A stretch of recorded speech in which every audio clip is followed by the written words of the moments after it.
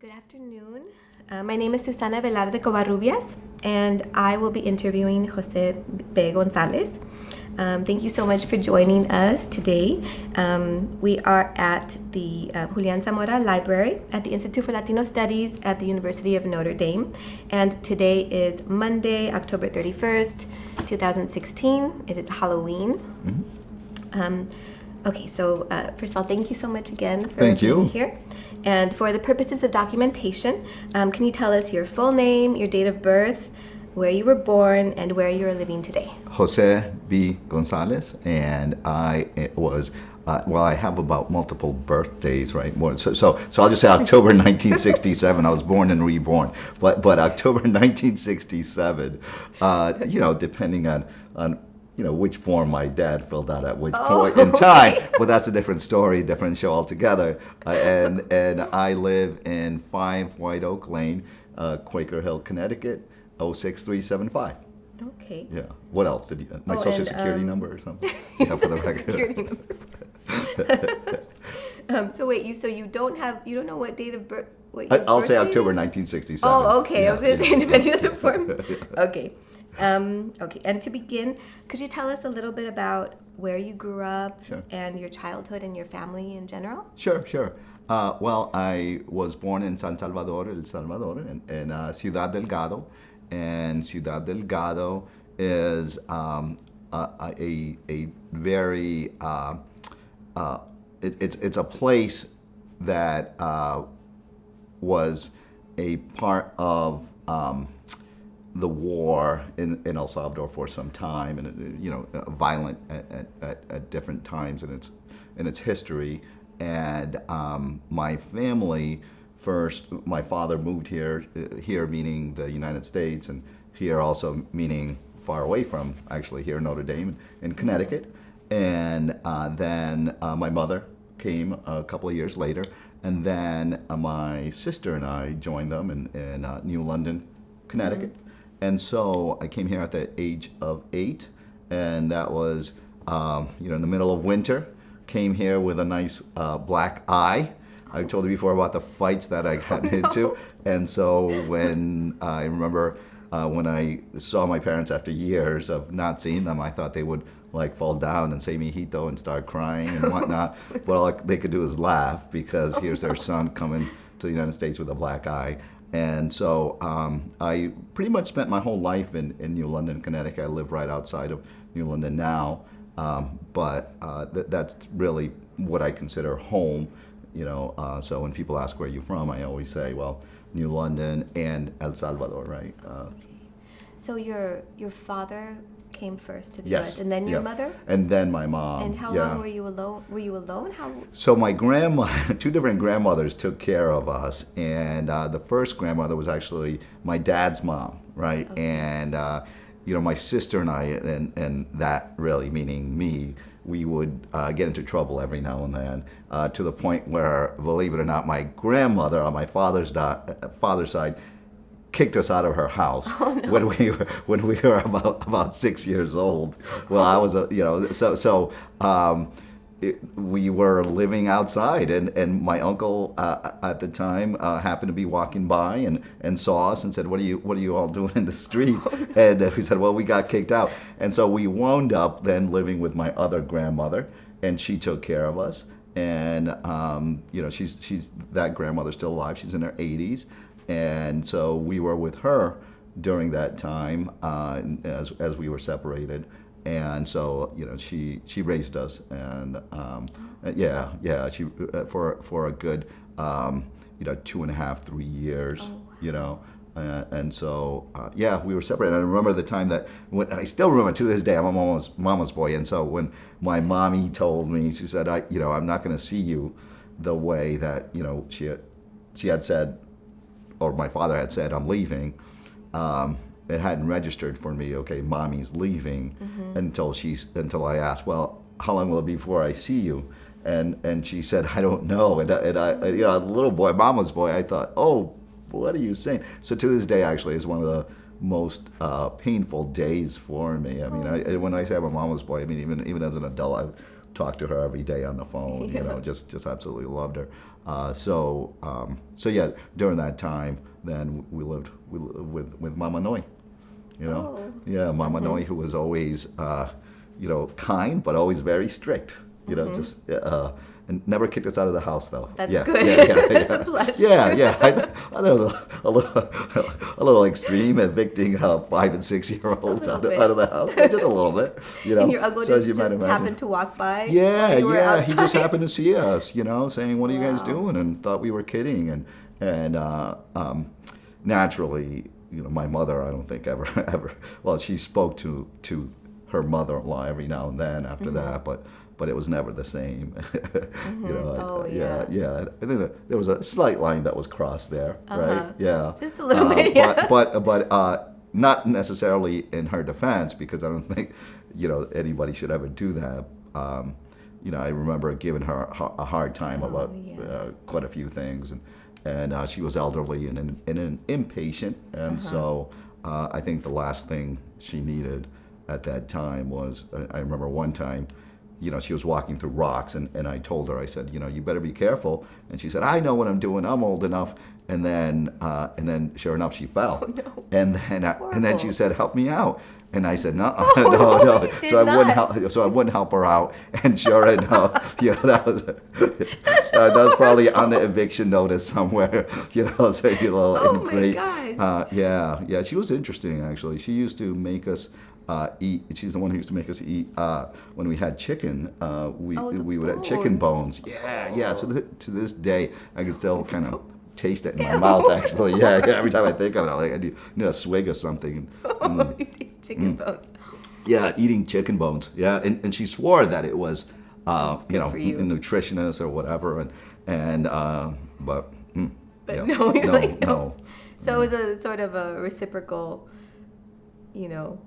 relationship of really not doing really good things toward each other. Yeah. I think she was on edge and Okay. really, I think, was looking. A Okay. lot of times was impatient, extra, impatient, Yeah. just because she had, a grandson who wasn't exactly very supportive. And wouldn't help her up when she fell. Yes, that's very.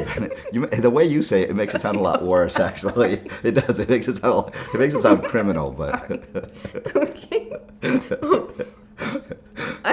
Criminal. Okay. So I know you came to the U.S. when you were 8, right? Yes. So were you interested? Well, in your book you talk a lot about school, but it's more in the second section and the third section Yes. when you came to the U.S. I know you were young, but do you remember schooling when you were in El Salvador? I do. I remember how school was a great place. I did. I liked school, but I was also, believe it or not, fairly serious. And as a matter of fact, and I always liked reading, and I always liked books. And even before I was living with my grandmother, and I was in kindergarten, I hated it. You know how everything you learn, you learn. I always thought, okay, why do this? This is all about play. I want to learn something. So I convinced my parents actually to put me in first grade, and the school system allowed it. Don't ask me how. Really? So yeah. And then once I started learning, I really enjoyed it. And so. Yeah, I have memories of being in school in El Salvador, and then memories, of course, of going to school here and in the U.S. and here it wasn't so pleasant, in part because we would always get into fights, my sister and I, not with each other but with other kids, and there were times actually when on our way to school. We would run into groups of bullies, really, for lack of a better term. These kids who saw, people who looked like us, who spoke like us, and would get into physical fights. And my sister, actually, she was a much better fighter, so she would beat up some of the boys, but I would always get beat up. And sometimes we'd make it to school. Sometimes we would, but sometimes we wouldn't, just because it just got so bad along the way. So my parents, they'd go to work, thinking, okay, these kids are going to go off to school on their own, and then they'd come back home and say, so how was school? And we'd say, well, we've been home all day because, on the way there we got beat up, we got into fights, and it was too much to to overcome. Oh my Yeah, gosh. yeah. So those are real painful memories, especially in a town like that. I think it's a kind of town in New London where sometimes you see some of the same people, and you see them as adults. We see them Oh, and really? yeah, You see yeah, that? yeah, Oh my and I gosh. mean, people change, but it's very difficult to forget They don't things change like that that. much. Yeah, I guess so. Um, okay. Oh, I'm thinking of different questions, but I'll ask you this one first. So you say you remember school in El Salvador. Um, were you interested in poetry or literature at that time at all? No, not No. really. No, and if anything, I think I was more attracted to the sciences back as a kid. I really liked Oh. studying like body parts and bones, like the terms and whatnot. I remember trying to memorize them Oh, wow. and kind of being geeky in that way, right? Later on, I became geeky in other ways, but back then it was really about that, but I still liked writing, and as a matter of fact, I always enjoyed writing letters to my parents, and I remember trying to be very formal, right? And there was a hurricane, Hurricane Fifi, actually, that by the time it hit El Salvador, it was a tropical storm. Parts of it were. But it caused quite a bit of damage, and not only that, but it killed quite a few Salvadoreños, including a cousin of mine, who, when one day we were all the kids were kind of out, and the next thing you know, you heard this huge sound, a huge collapse, and what happened was that this structure collapsed, the wall kind of gave in, and so it wasn't so much the wind as much as so much rain that caused all these kind of mudslides and that sort of thing, and so they one died, actually two died, and then my aunt who's still alive, she still limps because of that. So, Wow. yeah. Wow. So it seems like El Salvador was like bombarded by many, like by the Yeah, weather and by war and many yeah, things. and that's the thing, So I remember writing about those kinds of things and taking them very seriously and trying to be very selective in what I said, and in retrospect, I really think that my parents probably were horrified no matter what, right? That I mean, they're not there to Yes. Oh. console, but there's that danger that kind of presence there of danger that they're so far away and they can't do anything help about. you. Yeah, exactly. Oh, that must So have been so so hard you for just them. imagine. Yeah. So, but I remember writing those letters, and they kept them. I don't They know. did? Yeah, they did. I don't know whatever happened to them, but I remember saying things like we had this storm and so died, but the equivalent of alas, right? But alas, do not worry, or something like that. Just Really? just Yeah. trying to make sure that they felt They're okay. okay. Yeah, because I didn't want them to worry either, Oh. but I'm sure they were. So even at that young age, you were worried about them I worrying was, about you. yeah. And at that age, I did Aw. enjoy writing, even though it wasn't like, it wasn't poetry and it wasn't, on the radar, so to speak. Not in terms of publishing or anything like that. Well, when you're 7, you'll think about Yeah, publishing. exactly. Yeah. Right. Yeah, certainly not. Yeah. So you were talking about the hurricane. Was that the hurricane that you mentioned in Yeah. that first poem? Yes. Yeah. Oh, I was wondering about that. So that was. Hurricane Fifi, right? Fifi, which it's funny because hurricanes, names can mean a lot, right? And Yes. we ever get a Hurricane Butch, I'm running because it sounds like it's going to be a heck of a hurricane, one. powerful. I'm hiding. Yeah, We Fifi gotta look at sounds it. like Yeah, a- Fifi doesn't sound like it, and Sounds- sometimes when I mention Hurricane Fifi, people do think that it's a joke, and they think, okay, Oh, is that really? really Hurricane Fifi? It sounds tame, but just the opposite. It really It's really caused them. bad. Yeah. Wow, yeah, I can see because Fifi is the name of my cat. So I can, Oh, is that right? Yes, See, so it yeah, doesn't sound exactly. Very, Unless it's a yeah. mean cat. Yeah. Scratched your eyes out. So that first poem talks about a picture that was taken. Like, is Yes. that real? Did that really happen? Yes. So La Prensa came, and La Prensa is the major newspaper was at the time, and they wanted to cover this story of a child who was killed, or children who were killed, was your and cousin? yeah. Oh. So then when they came in, I remember them coming in and taking pictures, and not really understanding the full scope of it, right? Not seeing the full tragedy of it. I mean, I mean, don't get me wrong. I knew that there had been deaths, but I just remember my another cousin getting photographed in front of the casket, right? And then upon reflection, I thought, wow, how scary must that have been for two parents who are away from their children to see that, right? Yes. And in the poem, I say, you'll see how much I've grown. You see how close I am to reaching the more or less the top of the casket, right? And so I kind of put myself in that place just because I thought during that separation, there's no way that they couldn't have thought about the possibility Of course, that it could have been yeah, you. yeah, exactly. That it could have been me, and that there's nothing they could do about it. So yeah, it's based on that picture.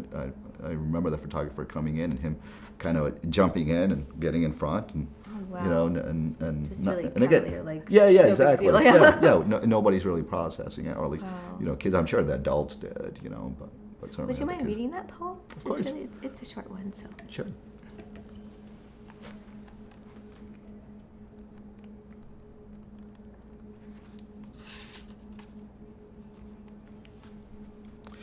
And it's called Letter About Hurricane F, and we talked about the name, Yes. right? So So you didn't want to name it? Yeah, I didn't want to name it. That was an intentional choice because I thought, okay, who's going to read a poem about Hurricane Fifi? You know what I mean? They say, oh, this is about Susana's cat. This is about a cat that scratches everything and tears up. And so that was an intentional choice, having the F in there, and then and having a dash Interesting. afterwards. Dear. The winds that sucked in walls and blew Manito's house against stones pushed the La Prensa camera through our front door and snapped this shot. White flowers stand on top of a crucifix and black petals float around the room as if the hurricane still breathes. But the winds can't leave yet. Tia Lydia needs them to push her legs forward so she can walk again, and I need them to carry this newspaper photograph to you. As you hold it, you'll see what I mean when I say I've grown so much since you left, my head so close to reaching the top of the casket. Oh. Telling me that it was that you wrote letters to your parents, like that makes Yes. it so much more Yes. Yeah. like touching and poignant. Like it was to your parents, like writing about Right, that. right, yeah, Oh. yeah, yeah. And it is based on that. And like I said, I remember writing those kinds of letters time and time again. Oh, okay, I want to cry. Okay, so we were talking about schooling. So you said you wrote. So maybe that was something that pushed you towards writing more, like the writing letters to your Yeah. parents. Did you read any poets or poetry when you were younger? Not so or- much when I was younger. I think it really in middle school is when I started to take poetry more seriously, right? And I started writing after a breakup, mind you, long-term relationship. It was at least 2 weeks, and so right around 7th grade, and my heart was broken, and I started to write, and I really felt like there was a need for poetry in my life because I thought that there were so many events that I couldn't really verbalize, and I couldn't really articulate why they were so complex and why so the breakup happened right before Christmas time, and the breakup happened right before after I had bought some gifts, and not only that, but then this person, probably watching on YouTube, but anyway, so this person then wound up going out with another friend. And so they did. Was I angry? Yes. Was I hurt? Yes. But it was so complex in my little teenage mind that I felt like I really needed to write. And so and I started doing that not only for occasions of like breakups, but also whether it's death or anything else where I couldn't quite communicate to people. Okay, this is how I'm feeling. That's really when throughout the years I thought, okay, I need poetry in my life. And then I started to read more and more poets, right? And I found that, unfortunately, I did not find enough Latino poets because they weren't accessible, right? They weren't taught in high school, they weren't taught in middle school, and even in college, and so down the line. And so, having said that, a great role model for me, and I just completely fall in love. Langston Hughes, Langston Hughes talking about the inner city and talking about so many issues, and also talking, I think, about writing about separation, right? Which to a certain extent is immigration, but also, kind of said in a different way, right? That separation, that when one immigrates, that there's someone who's left behind. In my case, it was I was left behind, my sister was left behind. And so when he writes about his mother, or when he writes even at times, had this not so great relationship with his father, all that really hit home, and I thought it was so musical. I mean, it was really a thing of beauty when I read Langston Hughes. Oh wow, okay. Okay, so he was one of the first poets that influenced your work. Yes, then? absolutely, Really? absolutely, yeah. And to this day, I have to say, I do go back to him. I'd like to go old school and just look but also listen to his poems, how musical they are. The way that he uses alliteration, the way that he just kind of incorporates a little of the blues here and there, a little bebop. To me, it's worth not only reading but reading aloud and really listening to. So to me that's truly inspirational even now. I can see that influence in your work because it is very musical and very thanks. That brings to mind the poem. Oh, it's Elvis. Is it the Elvis one? Oh, Elvis in the Inner City? Yes. And you shared, if you could read it, and sure. because you shared with us a story about how it wasn't going to be included. You decided not to include it. Could you talk a little bit about that? I think there's a lesson there for writers and for those who are looking at themselves and every now and then thinking of how easy it is to give up, or are thinking of giving up on their own writing. So years back, Callaloo had this call for submissions for a special issue on rap, and so I submitted Elvis in the Inner City, and it took about 3 years to hear back from them. And I thought, and during this time though, I thought, oh well, this thing it's dead on arrival. It's dead on arrival. It doesn't even merit a like rejection. Like they're not even gonna spend any money on postage. And so I did. Threw it away. I did. And so I took it out of my manuscript, and I thought it's not worthy, right? And I did that partly, I think, because I let rejection get to my head, right? I had kind of floated the manuscript here and there, and had gotten a few rejections, and so I'm looking for reasons why it's not getting accepted, and to me that was one of the obvious ones. Like, okay, I didn't even get a rejection from these folks, and then one day I get an email saying, we'd like to publish it in this issue of Callaloo, and I thought, wow, this is great. I guess what's going back in the manuscript. And so I added it, and then we fast forward years later, and sure enough, this was last year. I got an email not from Kelly Mays, but who's the editor of the Norton Introduction to American Literature anthology, but her representative, who they subcontract that out. Norton, as we know, is a big giant who can afford those sorts of things, and she asked for permission, and so I was really psyched, of course, and thought, yeah, this is a poem that once had been left for dead, and now it's not only coming back to life, but here's this poem that wasn't going to see the light of day, and now it's going to be read by more people, not just people who read In Toys Made of Rock, but also this other audience surpasses any of, in terms of audience, surpasses any other, but numbers wise, so. What is the anthology called, or what the Norton? Is the Norton introduction to American literature. Oh wow, that is so exciting. Yeah. That is so crazy. So it's a poem that you were going to discard. Yeah. And it took 3 years for somebody to respond. It about did that for poem? Callaloo. Yes. Wow. Yeah. That is so amazing. Yeah. What a great story of a resurrection. I hope it's an American literature. It might be intro to literature. It might be intro to literature. Actually, I might have it wrong, but it's Norton. So cool. Oh well, congratulations. Oh, thank you. On many thank things, you. but that's pretty cool too. Yeah, no, I was really excited by it.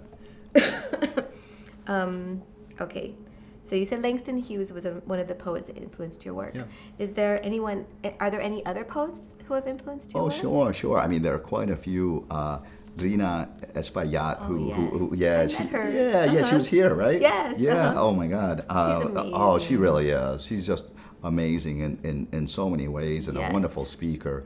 She really very silly too. Very silly. Oh, and personable. Awesome. Yes. Yeah. Absolutely love her.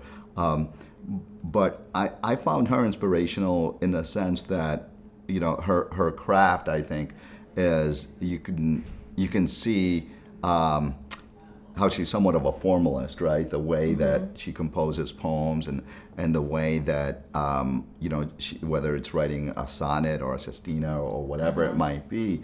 To me, that I write in open form, free verse, and I admire those who are more formalist, because I think that it's more of a challenge, not only in terms of choosing whether it's a rhyme or choosing the right syllable, but also making sure that you have the imagery and the powerful message all in one. Yes.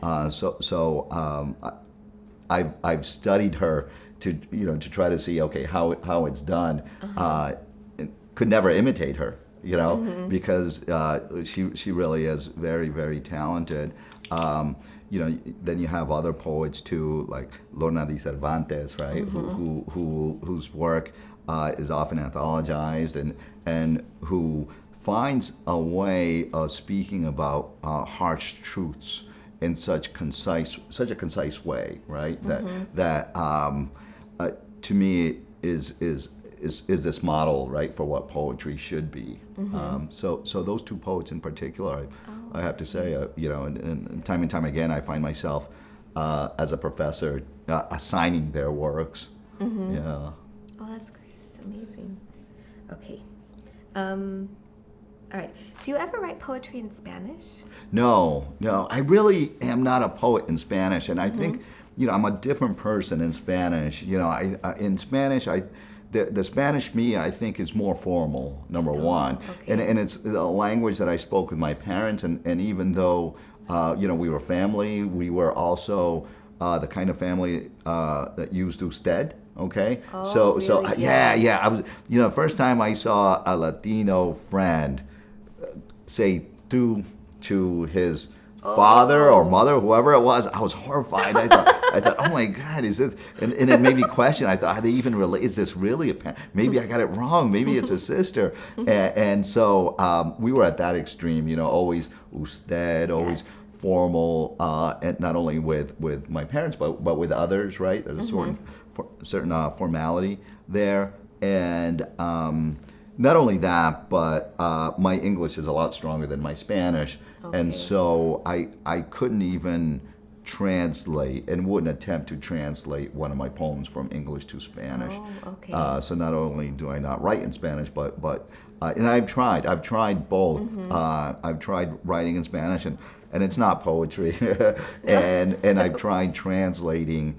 And friends who are fully bilingual, some of whom are poets, some of whom have done translations, just look at it and say, no, that's not the word that you're looking for, So I leave that to the true experts, and I concede that English as my primary language okay, is the one that I should be writing in. Mm-hmm. You know, every now and then I do use code switching, right? What they Yes, call code switching, and use certain words. I think because there's a benefit, right, to being bilingual and to being able to use these multiple weapons, right? Yes, And so I do that, especially when the English can fail us to a certain extent, Yes. right? We can't find the right word, so you can't use an English version of ganas, right? Yeah. There's ganas, and then there's, and then there's desire. It's not the same Yeah, thing. it's not So, the same yeah, no.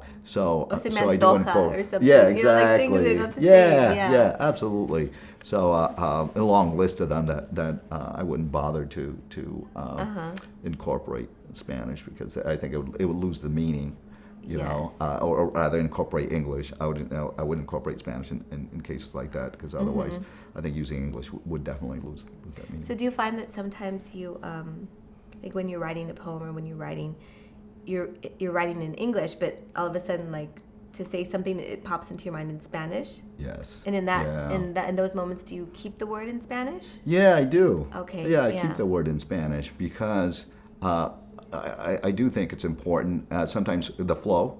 I do think that in terms of the flow of a poem, I like ganas. Ganas to me is like kind of a musical word, right?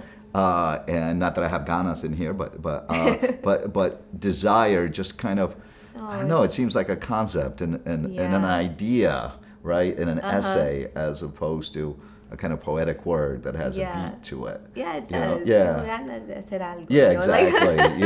Yeah. Like, I want to do something. It's not the same Exactly. thing where I feel like, Yeah. it's not the same thing. Yeah, It's yeah, true, like- it's more musical. Yeah, like tengo ganas de evict some small children or something like that, right? Like, hey, you know, small children. No, tengo ganas de,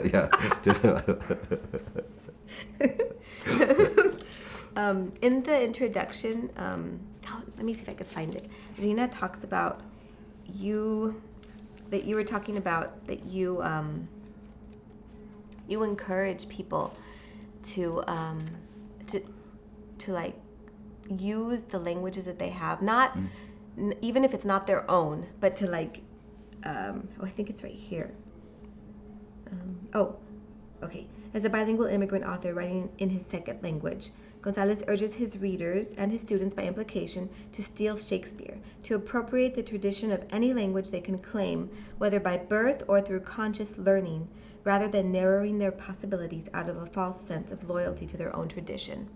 I found that very interesting, and like it's sort of like widening for people and for people's perspectives. Sure. So you know, it's interesting because the idea of stealing, right, of taking away something that isn't, may not necessarily be yours, right? It implies that it doesn't belong to you, and stealing, I think, for me, it means taking what's yours as well, right? So in other words, that there are a lot of roadblocks, right? There's a lot of things in the way in terms of education. And to me, when we look at like the educational system in the United States and something that I'm passionate about, you know, I think of thieves and I think of, in many cases, teachers who are stealing the lives, right? Who are stealing hours of education, who are stealing this valuable time that could shape people's lives. It's Latinos' lives in particular. And I mention Latinos because, as we know, they're the ones that our statistics are horrendous. You know, they really are, and you can compare them to any other ethnic group, and at a certain point, we have to ask ourselves, well, you know, there are some wonderful teachers, right, who are inspirational, but what about those teachers who are stealing from what would be you know, these students who could get this real valuable education, right? Yes. And so to me, stealing means not just claiming what's yours, but also in terms of language, right? Incorporating and grabbing. I think of Caliban, right? And I think of, you know, in The Tempest, and I think of this half man, half monster who recognizes that in order to get out of this island and in order to be enslaved, that he needs language, that he needs access to books, and in order to escape, even in order to become empowered. And so, for me, educational, that education is an important empowering principle, but also it's something that I hope that when there is no access, that when there is no upward mobility available, that students somehow find a way to make it happen, right? Yes. And I guess partly I based that on my own experiences. Stealing Shakespeare is this poem about not only stealing their language, right? English, a language that supposedly wasn't mine, but also stealing literally a book.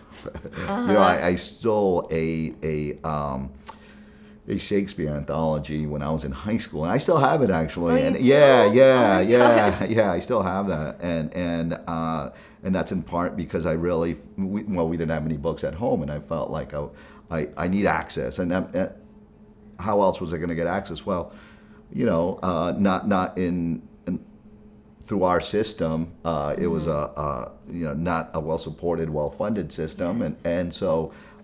That was my way of kind of making things happen, and who would have thought that down the line it would sort of be a metaphor for what I would be doing in my life, teaching English, right? And so. Okay. Oh wow. All right. So, like the experience you had in school and like in grade school, high school, and then even in college, you found yourself having to steal it. Because they wouldn't support you in that sense. Yeah. Okay, I was gonna say. So I was wondering. Sorry. Here it is. So that was one of my questions. The poems in this collection talk a lot about, like I said, school and experiences from being a younger student in grade school to being a graduate student. And for example, one poem from your younger years was when every student was named Rodney. And talking to Mrs. Quirk. And that poem just made me so angry. But so she clearly was treating somebody differently for being Latino or Spanish speaking student. And that's just unacceptable. But anyway, and then in graduate school, the poem Graduate School, one of the professors talks about how Spanish speaking students are just taking up desk space. And this professor does not give the same support or office hours or anything to them. So clearly this is still a problem in the universities and schools here.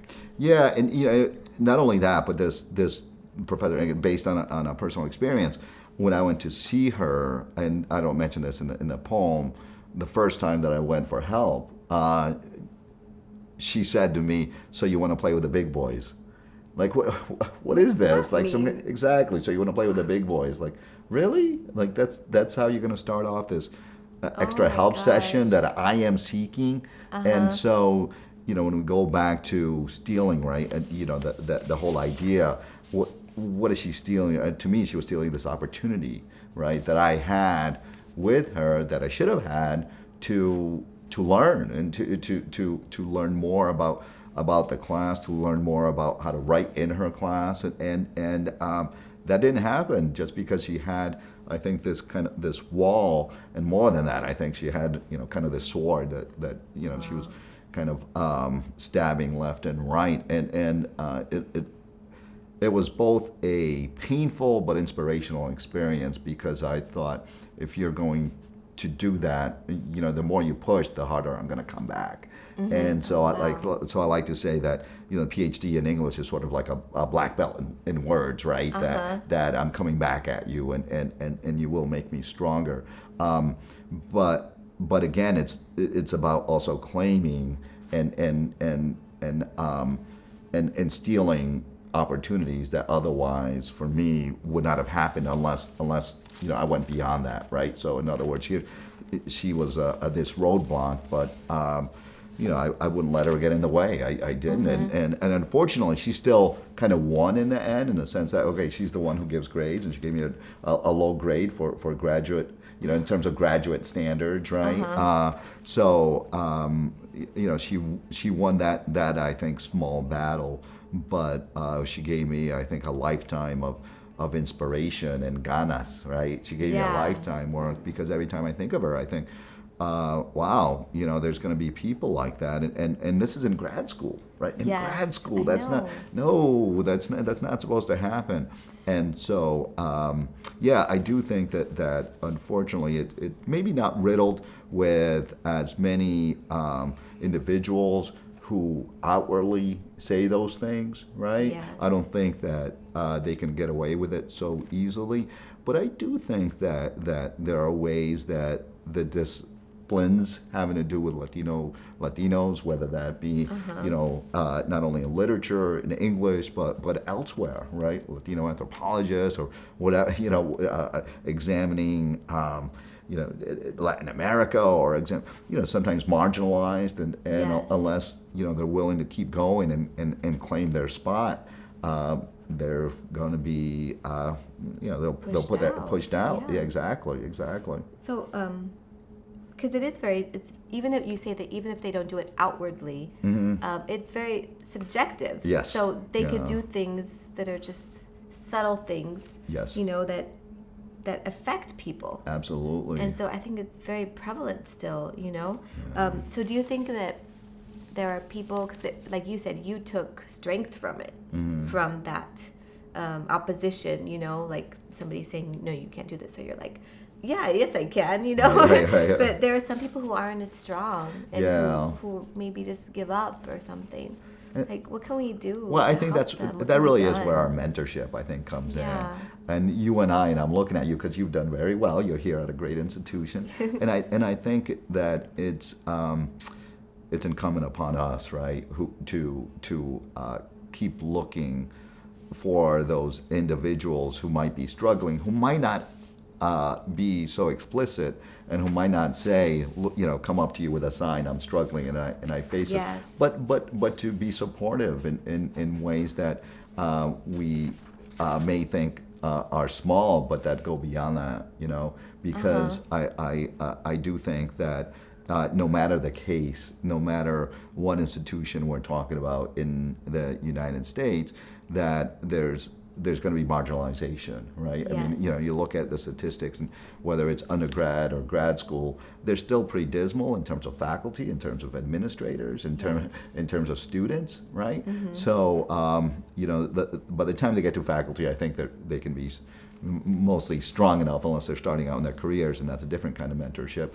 But I think when they're younger, there's a rite of passage that takes place in up that educational ladder, and sometimes I think if we kind of keep an eye on that and reach out, then I think we can make more of a difference than we think.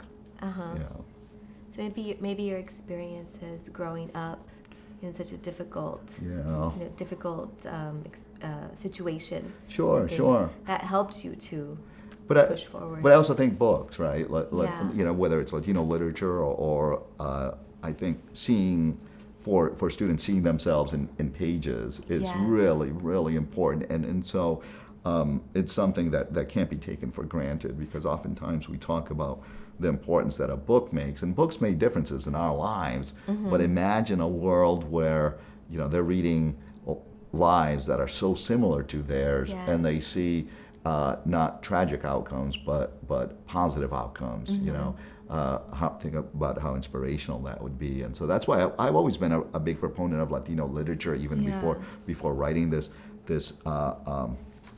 book. And LatinoStories.com is the site that I started 10 years ago now, and where we promote Latino authors and try to get the word out as much as possible about whether it's not just poets, but novelists and nonfiction writers, and so that hopefully that will seep into a classroom and fall into in young individuals' hands. So that's where the work starts, like with each of us. Yeah, that we have to like giving push back. forward. I think giving Yeah. back, and I do think that the Letras Latinas Institute. I mean, it really, I think that message is very loud and clear from the outside, right? I'm sure you get it internally, but externally, looking in, it's very easy to see how it's more than just about words, right? It's also about making sure that lives are changed. Yes. Well, Yeah. that's part of what we do is to provide support, for Exactly. graduate students from different universities. Yeah, I mean, imagine that. And that's you know. that's why I chose this school. Because Oh, is that I felt- right? Yes. Okay. Because I really believe in this.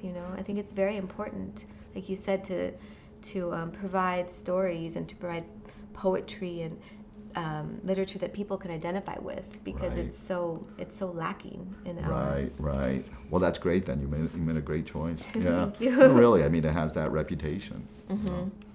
One of your poems that was very, very moving to me was called "In the Breath of Jesus," Oh, okay. Yeah.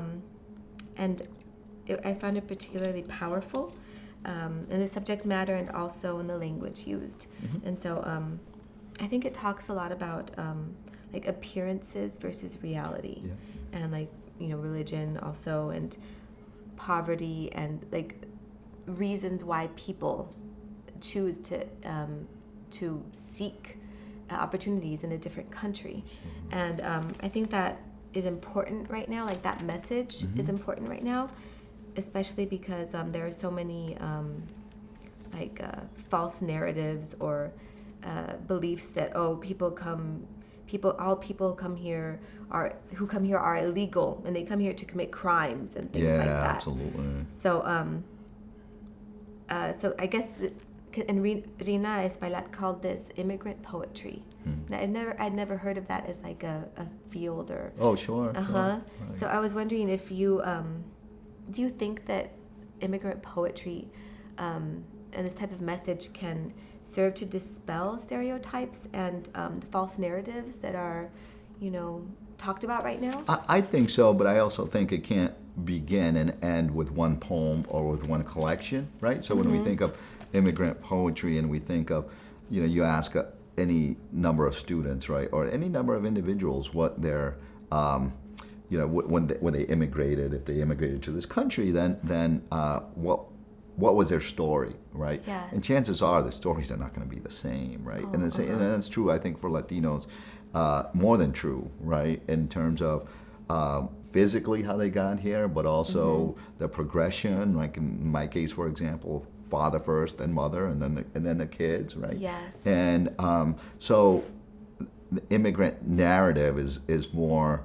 multifaceted than okay, you came to this country and that's that. The one danger to kind of labeling it that way is that there's an implication there that there is such a narrative, right? That there is this one singular experience, and that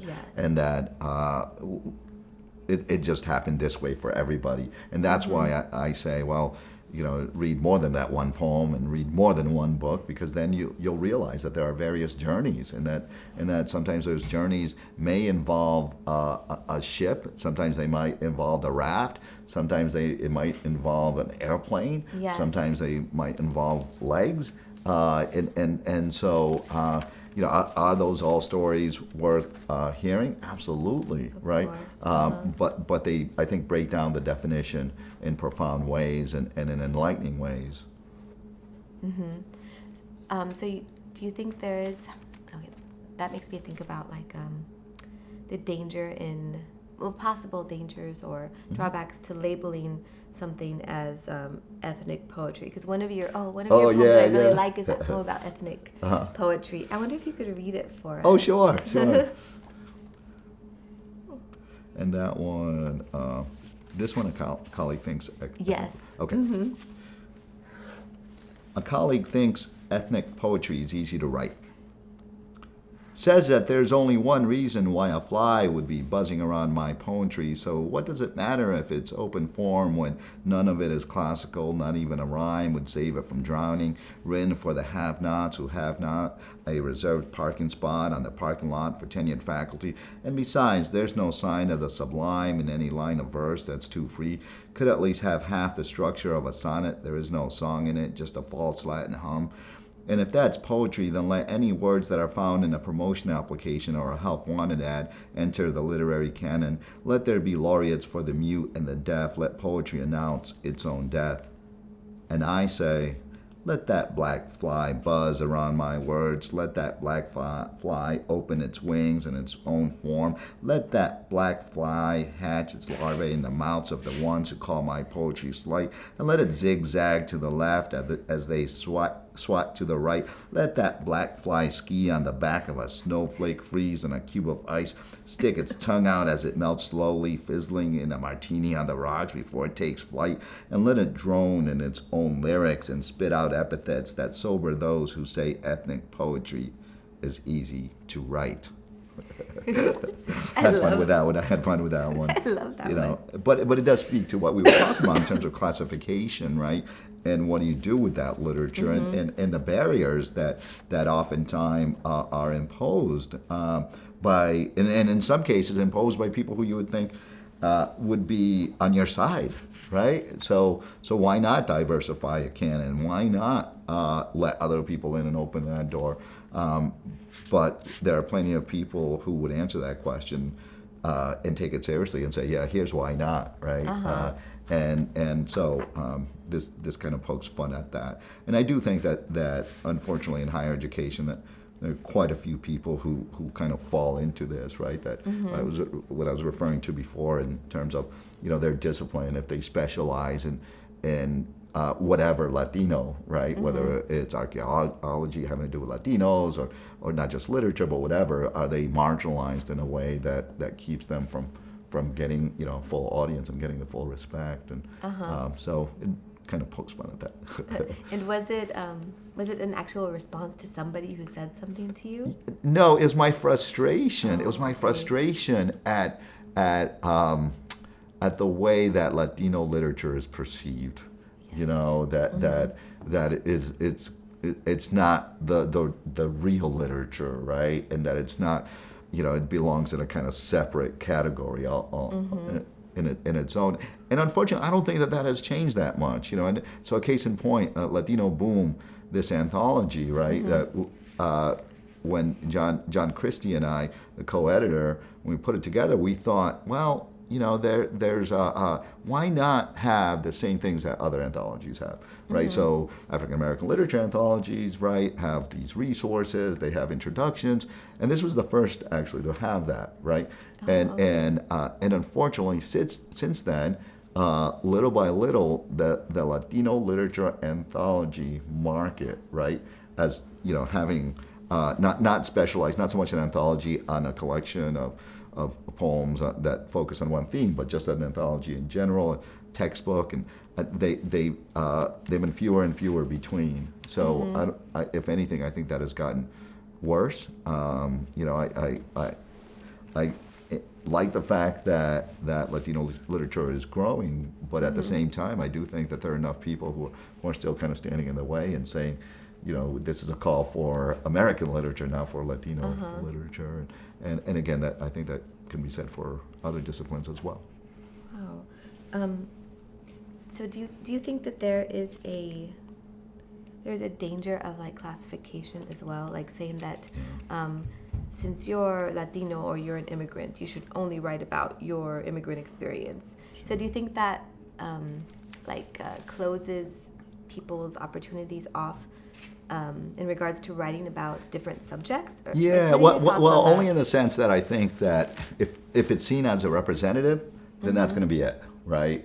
So why not? I'm thinking of an American literature survey course, right, where you might have a professor who thinks, all right, I'm going to include toys made of rock, right, and I'm going to end there, and that's it. We've covered this experience, and yet.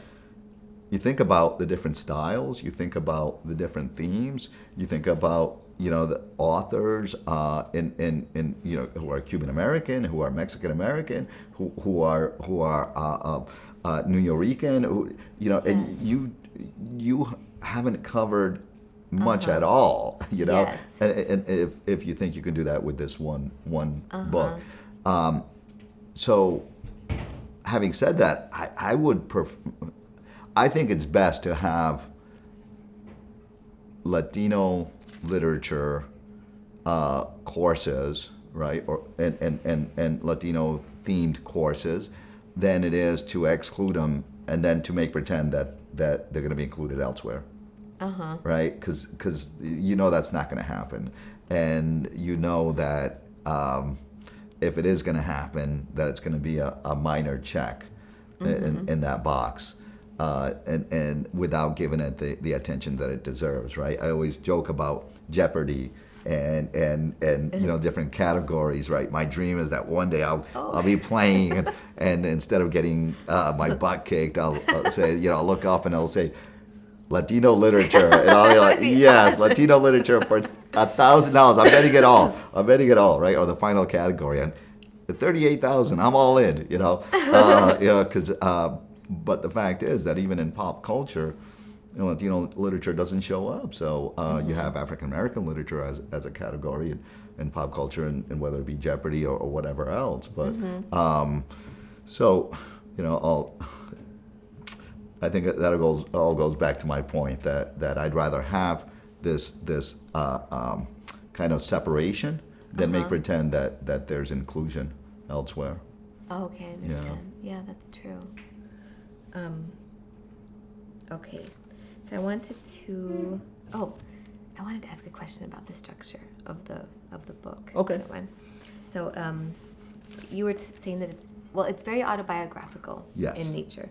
And the way it is structured is in sections, so creating a narrative. So I'm wondering how you decided to set it up in this way, and did it go through any transformations or changes before you decided on the final structure? Yeah, so in early drafts, I don't think it had that kind of what I had hoped would be this narrative arc, right? This kind of plot line with a true story, right?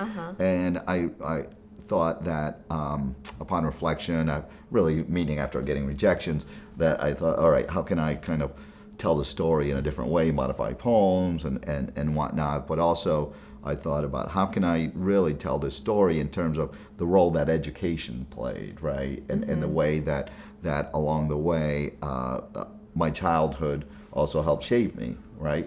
And so with that in mind, I thought if I'm creating a book with that kind of theme, why not separate these poems into those kind of four categories? So I end with classroom, right, with stories in classrooms, and begin with El Salvador, and then transition, and education becomes more and more important, right? Because I think education becomes the ticket, right? It's the way of overcoming just about everything, with tragedy and everything else.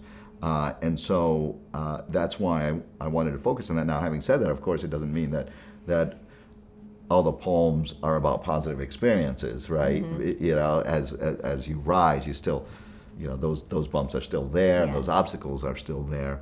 But I wanted it to be inspirational in one way or other, and wanted it to really send that kind of message. And the poem that you mentioned, In the Breath of Jesus, it was partly inspired by my father, who was an alcoholic, right? And so it was a very challenging poem for me, not only to write but also to include, because as you know, as Latinos, we don't want to throw that out there in public, right? That's more for La Familia. It's not for others. And then ultimately, I thought, what is the purpose of this? It's not just to point to an individual or to point to this the alcoholism, but really to point to that progression, right? And I thought, what if a student who is having a difficult time at school, who also might have an alcoholic father, how's that student feeling? How are they feeling like the whole world is against them? And maybe by reading this, or by knowing that there's an individual, whether that be a voice or that be a real individual, whatever the case, who had similar circumstances, that and everything was still okay. Maybe that's a good reason to include it. And so that's why that one's near the beginning, and then education toward the end. I asked you to read it, but I don't think you. Did you ask me to read it? I thought I did, but then know. I think we'll I have just to go kept to the on tape. talking. So we'll have to go to the tape. Yeah. In the Breath of Jesus. When he played Jesus, walking the Holy Week parade miles, circling trails made of isote flowers, showered by the prayers of Sonsonate streets, his feet would be bare. Mothers would catch up and drop their change in front of candles. His crown would tilt to the side, slide on the sweat of his brow. Hours of bowing and hearing the hollers of miracle seekers would cloud spots in his eyes. Skinny children would point to him then to a northern star, begging saints of losses and causes. As long as they touched the hand that carried crosses and their wishing wells weren't watered with urine, they'd follow him into river walks. After his last fall, when the stalks had turned into sticks and the last amen had been uttered, the man they called Jesus, the man I called my father, would pick up a bottle of liquor on the way home, point to scabs on worn paths, slur something about drifting dreams, and sip and sin in the name of his absent father, his hungry son, and a Holy Ghost. I love that poem. Thank you. Thank you. So talking about this poem, and many of the poems in here are, I think, recalling painful experiences. And so, as a poet, I draw a lot on memory as well, and experiences I have had. But a lot of times I find it really challenging and difficult to go back to those moments, and so I just push them away, and I just say, no, I can't do it right now. So how was it for you to do that, to go back and to go into these moments and write about them? Oh, emotionally and physically draining, and I did. I wanted to, I did something similar in the sense that, I kept going away from them, but for me, it was a matter of how far I've gotten, right? So I knew that I wanted this to be a collection, and I thought, okay, you can't turn back now after having 3/4 of the book, as painful as it might be, and as draining as it might be, you still have to go back to it. So that's what really kept me going. And once I completed it, I really did. I thought, you know what, I can never do this to myself again. I won't. And so with that in mind, a second collection of poetry that is going to come out in March 2018, I set out to write this other collection with the intent of not including memory. So I thought, okay, this is pretty much fiction in poems, right? And then one day I found myself pretty much crying over one of the individual, over a character in the collection. And so, right away I thought to myself, here I go again, right? I said I wasn't going to do this, and I wasn't going to become so attached. But ultimately, I think it taught me, upon reflection, that to a certain extent I needed to do these things, as painful as they were and as draining as they were, where I think as writers, sometimes we need to go there to choose the words that we need to, and to create the poems that we need to. And I think it's more true for poets than it is for writers of other genres. I think poets, we're always looking for that emotional truth, right? We're always thinking of that feeling, that complex emotion, and so I think by its very nature, we wind up there.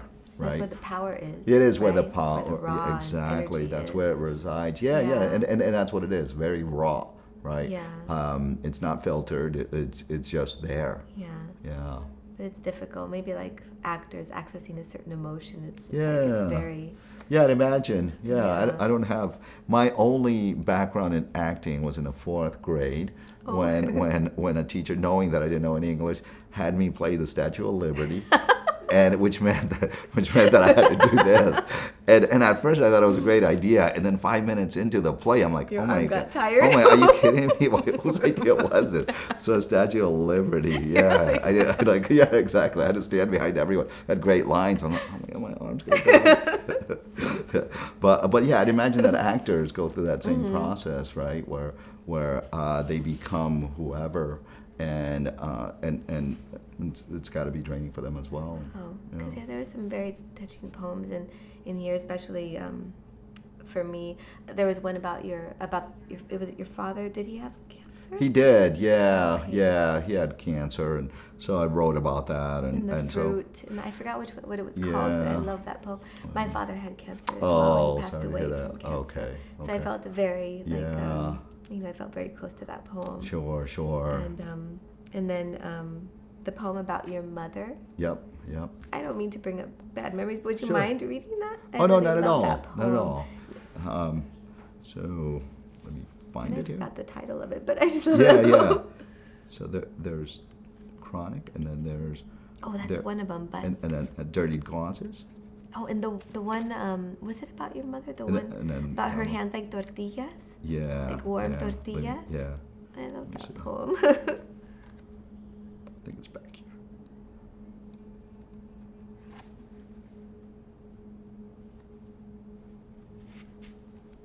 Yes, I think that's What's it. it called? Yeah. Portrait of Mother. Her hands warm tortillas and paint the kitchen table chairs with discolored fingers that are worn from scrubbing the sky. The flour sticking to her palms helps her grip clay as she smooths the bottom of a flower pot that clothes a naked lilac. Her arm skin, a thin canvas, stretches for life as she makes a fist and swings slowly toward a bottle of painkillers. Reborn, she tugs the oxygen tube, her umbilical cord, a leash that keeps her away from volcanoes of her home. In her grasp is life, breath, in and out it goes, in and out it goes, darkening and softening her art. Oh, Yeah. thank you so much. Oh, thank you. There's another poem called "Calling Her," but that just an interesting story about that. That one's about sometimes when we get our phone numbers, right? We still get these phone calls, and I used to get these calls for this woman who I found out through the phone calls had died, right? And I was always impatient, and with the callers because it kept asking, and I thought, okay, would give it up. She's given up now. This phone is not her phone, and again, once I understood what had happened, I became a little more sympathetic. But I wrote this poem then about our own phone number and how you're always tempted to dial home. Yes. I told you I talk to my mom all the time, so always kind of my fingers going toward it. And when I finished the poem, sure enough, I hadn't gotten a call in years, but I got a call as soon. I mean when I finished it, the last word, and saved. I got a phone call from the individuals who were always calling for that Oh my one God. woman. Isn't that something? Oh, that's so amazing. yeah, it really is. But a lesson there, I guess, in patience and understanding Yeah. for me actually, and for others, I think. I can relate to that because my mother, when my father passed away, she gave up her phone and she kept my father's phone. So I Oh. kept the name in my phone that says Dad. Yeah. So every time I see it, I'm like, oh, it's Dad. Oh, Yeah. it's not Dad. But it's just Yeah, like it's true. it You makes you feel want to closer, keep yeah. calling and And I guess this will be the last question. Great. But we were talking about. Let me see if I can find the question now. I'm wondering. So, I can't find the question. Hold on a second. It's not Luisa's question. No, it's not Luisa's question. So, with your experiences as Okay, this is where it is, sorry. As a professor yourself, how do you think your childhood in El Salvador, your experiences as an immigrant to the United States, and your experiences as a brown in school and academia, how have they influenced the way you approach teaching and relating to the students in your classrooms? And do you feel like you are making a difference to advance the Latino, cause? Yeah, I mean, I like to think so. Every single class, in every single class that I've ever taught, I mention two things. One, that I am an immigrant, and that I came to the United States at the age of 8 without knowing any English, and I make no secret of what my parents did, not only for a living, but also how they got here. I think that's important to get to know me. And then I also mentioned the fact that I grew up in projects, right? Yeah. So because I think that looking at sometimes the way that people speak about politics and the way that people speak about the poor, the way that they speak about immigrants, they don't quite get the whole picture. I think we all know that, right? Yes. And so that's kind of my way of making sure that they see that, and that I'm proud of it. That it's not something I'm going to hide. That it's not like one day, I'll out of by accident I mention, oh yeah, by the way, I was poor and grew up in projects. I mean, I put that at the forefront because that's a badge of honor for me, and as is being an immigrant. So on that level, I think that I intentionally try to repaint that picture for them. On another level, I always try to incorporate Latino authors, so and then try to get them to understand those stories, and then to whether it's in a writing class or whether it's a specifically a Latino literature class where inevitably you have to have Latino authors. So getting students to see the various faces and the various lives, right, of immigrants, and in many cases understanding the full definition, right? Have a fuller, more complex definition than what they may have had before coming into any of my classes. So I like to think so. Yeah, I do. I like to think so. It's not something that is always, it's not like, there's a box there or there's a way of assessing that along the way, right? And say, what do you think? Did he reshape your idea of Latinos or immigrants? And how did he, or no? Exactly. But I hope it kind of happens organically, and down the line they look back and say, okay, well, he is an immigrant, and when we talk about immigrants, that he is one of them, right? So whatever extreme, quote unquote, extreme statement I make, I better make sure that I take this history into account, right? This individual.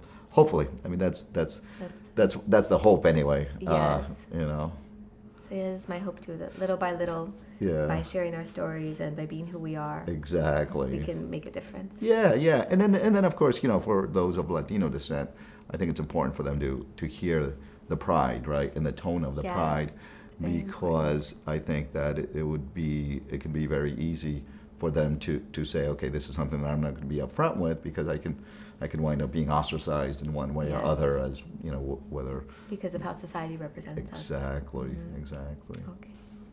Well, thank you so much. Well, thank you.